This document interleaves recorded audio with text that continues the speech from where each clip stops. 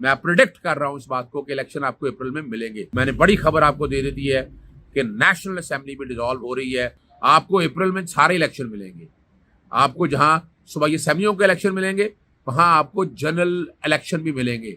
अस्सलामुअलैकुम, मोहम्मद अजहर सिद्दीक अपने प्रोग्राम बैस व्यूज के साथ हाजिर खिदमत है। इतवार का दिन है और लेटेस्ट कुछ डेवलपमेंट आपके सामने ज़रूर शेयर करनी है। ख़ास तौर पर इमरान खान का जो बयान है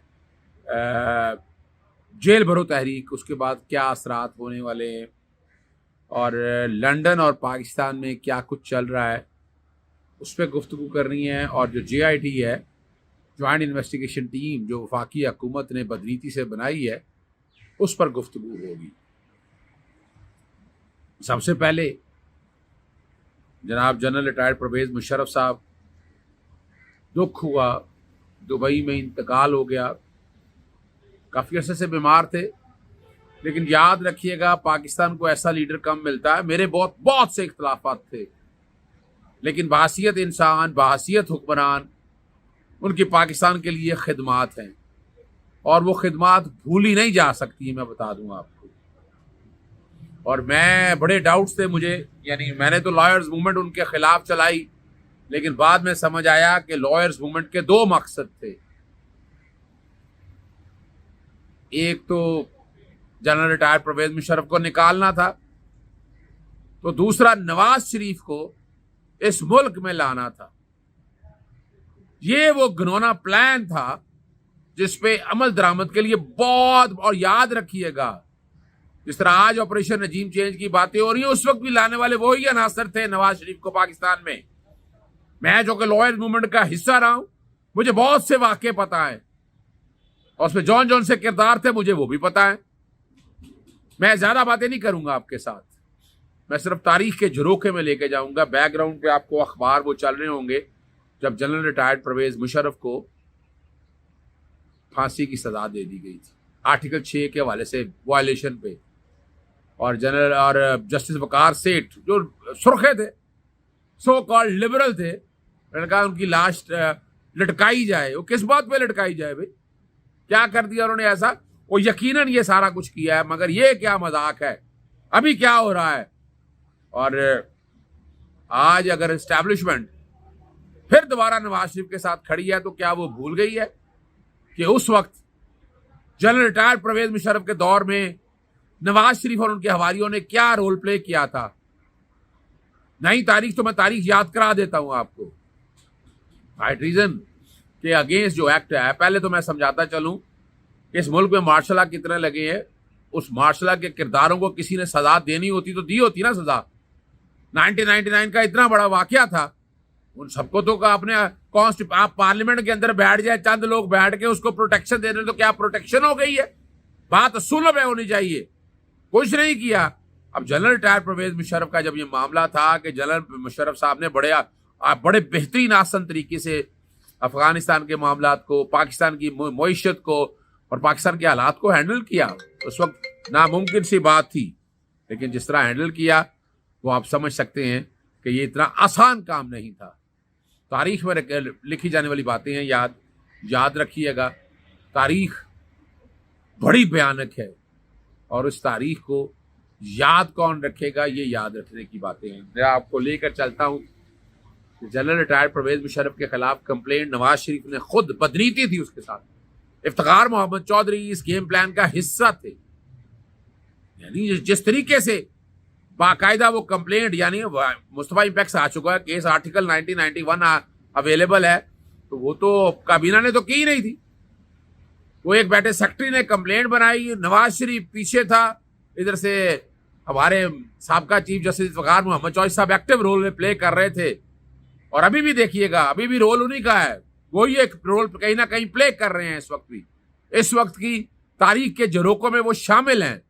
और कंप्लेंट आई, कंप्लेंट बन गई, फिर अदालत भी इलीगल कॉन्स्टिट्यूट हुई, प्रोसिक्यूटर भी इलीगल कॉन्स्टिट्यूट हुए, और जिस तरह वो ट्रायल चला वो रिकॉर्ड पे, मैं उसमें हवाले में नहीं जाना चाहता, उसको चैलेंज किया गया। लाहौर हाई कोर्ट में मैं पेश हुआ और हमारा नुक्ता नजर बड़ा क्लियर था कि एक तो कंप्लेंट ये बदनीति पर मबनी है, फिर जो उनसे काउंसिल का हक छीन लिया गया, ये right to fair trial, Mahram Ali और बहुत से केसेस की खिलाफ वर्जी है। और बगैर सुने ही आपने उनको सजा, ट्रायल इन एब्सेंशिया हुआ ना बुनियादी तौर के ऊपर ये। और जुरिस्डिक्शनल मामलात को उठाया गया था। लाहौर हाई कोर्ट ने उन्हीं जुरिस्डिक्शन को टेक अप करते हुए कि ये ऑल प्रोसीडिंग जो है ये विदाउट जुरिस्डिक्शन है, nullities in the eyes of law है, और वो सारी प्रोसीडिंग क्वैश कर दी, कंप्लेंट से लेकर बाद का प्रोसीजर। कुछ लोग कहते रहे कि उसके बाद बचा कुछ नहीं ना, जब बुनियाद ही हिल गई तो सजा कौन सी रह गई। फिर कुछ लोग आज याद करा रहे थे जनाब जो अपीलें फाइल की हैं, अपीलों की तो एक रस्मी सी कार्रवाई थी, तो अपीलों में सुनने की कोई बात नहीं थी। और कौम आज याद रखती है। मैं खुद लॉयर्स मूवमेंट के पहले पार्ट में तो मैं साथ था, सेकंड में ना साथ नहीं था, क्योंकि तारीख में मुझे पता है कि किस तरह मुस्लिम लीग नून ने रोल प्ले किया, उस वक्त इलेक्शन कमीशन किस तरह तैनात किया गया, 18वीं तरमीम के जरिए क्या मकासद हासिल किए गए, और किस तरह ये गठजोड़ मिसाक जमहूरियत के तौर पर अब आप उसी के असरात देख रहे हैं। इस मुल्क के साथ बहुत बड़ा खिलवाड़ खेला गया है, वो मैं किसी और वक्त बात करूंगा। आगे लेके चलता हूँ। लंदन में प्लान बन रहे हैं कि किसी तरह इमरान खान को सियासत से आउट रखा जाए, वो कोशिश करके, ये निगरान सेटअप भी उसी का सारा तसलसल है, उसी का तसलसल है। पंजाब के अंदर KPK के अंदर सारी बातें आप सुन रहे हैं, और जिस तरह ट्रांसफर पोस्टिंग सारी जितने अभी तक निगरान हुकूमत ने स्टेप लिए हैं वो इस बात का सबूत है कि ये बातें किस सिमत पे या किस डगर पे चल रही हैं। अब इनको निपटना कैसे है, इनको निपटने के लिए इमरान खान ने बड़ा छक्का मारा और जो जेल भरो तहरीक दे दी। अब जेल भरो तहरीक है, कलामती तहरीक है, इससे मतलब क्या है, एजिटेशनल पॉलिटिक्स का इफ्तिताह कर दिया है। जो इमरान खान को समझ रहे थे मंजा हुआ सियासत में, पावर पॉलिटिक्स नहीं खेल रहे हैं इमरान, ये मैं बता दूं आपको इमरान खान, लेकिन सियासतदान तो हैं और स्टेट्समैन के तौर पर तो बहुत जबरदस्त काम कर रहे हैं। असेंबलियां कह रहे थे डिसॉल्व ना करें, बड़े लोगों ने जोर डाला। मैं तो पहले दिन से असेंबलियां डिसॉल्व करने के हक में था, और मेरे प्रोग्राम देख लें, मैंने जब भी मिला हूं मैंने असेंबलियां डिसॉल्व करने का कहा है। और इमरान खान ने अपना सारा कुछ पता था कि उसके नुकसान अभी आप देख रहे हैं, लेकिन वो स्टेप लिया। किस लिए लिया? अपनी जात के लिए नहीं लिया। उनकी जात के लिए तो असेंबलियां, जैसे चौधरी परवेज लाई वगैरह, सारे असेंबलियां नहीं डिसॉल्व करना चाहते थे, और उनके हक में थी ये बातें, इख्तियार मिला हुआ था। और अब आप बहुत ही चर्चे सुन रहे हैं, को करप्शन, करप्ट प्रैक्टिसेस के चर्चे आप सारे सुन रहे हैं, लेकिन इमरान खान की जात पे नहीं है ये सारा मामला। और ये वो इसके बावजूद देखे ना, और जो मैं 6 बातें आपको याद है मैं कहता रहा हूँ मार्च में, और मैं उस वक्त से मार्च अप्रैल के बाद मैं कहता रहा हूँ कि इलेक्शन आपको अप्रैल में मिलेंगे। मैं अभी भी बात आपको बड़ी खबर दे दूँ, आपको अप्रैल में सारे इलेक्शन मिलेंगे। आपको जहाँ सुबह ये असेंबलियों के इलेक्शन मिलेंगे, वहाँ आपको जनरल इलेक्शन भी मिलेंगे, नेशनल असेंबली के इलेक्शन भी आपको अप्रैल में मिलने की तवक्को है। और मैं प्रिडिक्ट कर रहा हूँ इस बात को कि इलेक्शन आपको अप्रैल में मिलेंगे। हाँ, ये 9 से 13 अप्रैल में ही हो सकते हैं, बाद में मिल सकते हैं। वो 6 चीज़ें कौन कौन सी मैं तारीख में याद करा देता हूँ आपको। एक मेरा ट्विटर याद रखिएगा, ट्वीट जो मेरा तारीख का हिस्सा है, 27 मार्च का, 27 मार्च 2017 को, जब इमरान खान साइफर लहराने के लिए मैदान में उतरे तो मैंने इमरान खान छक्का मारने के लिए तैयार।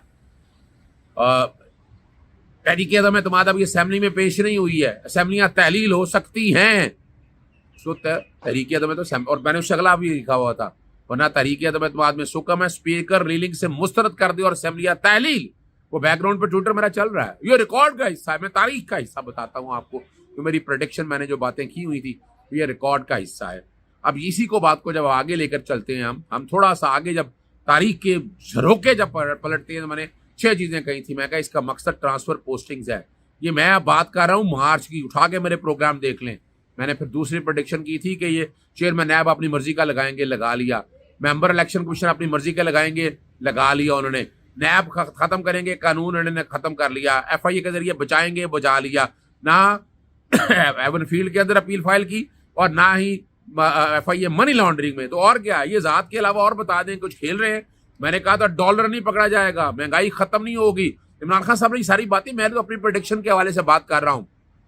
इमरान खान एक विजनरी लीडर है, लेकिन ये सारी बातें मैंने उस वक्त ये कही थी। हाँ, मेरा एक चीज पे एतराज था कि असेंबलियों से इस्तीफे अभी नहीं देना चाहिए। नेशनल असेंबली में जिस तरह उन्होंने गिराया उस तरह गिराएं। अपोजिशन लीडर अपना रखे, अपोजिशन लीडर अपना होता तो आज राजा रियाज की जगह वहां बैठे होते, और ये सारा जो 2 नंबरियां की हैं असेंबली के फ्लोर पे बैठ के इनको काउंटर कर रहे होते।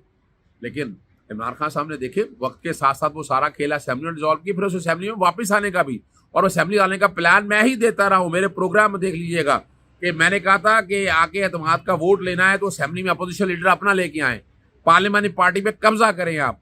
आज अगर आप कहें कि वोट नहीं देना है एतमाद का वोट शहबाज शरीफ को, तो पार्लियामानी पार्टी तो इसको 20 लोगों की बैठी है। आज भी पार्लियामानी पार्टी पाकिस्तान तहरीक इंसाफ में वो 20 लोगों की बैठी है, बाकी तो इस्तीफे सारे ले लिए उन्होंने।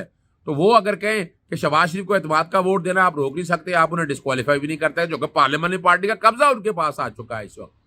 आप पाकिस्तान तहरीक इंसाफ तो अपनी जगह है और आपने अभी तक एक्शन नहीं लिया। एक्शन आयशा गुलड़ाई के केस में वो बड़ा वजाहत के साथ चीजें सारी सामने आ चुकी हैं, तो इसलिए वहां भी नहीं है।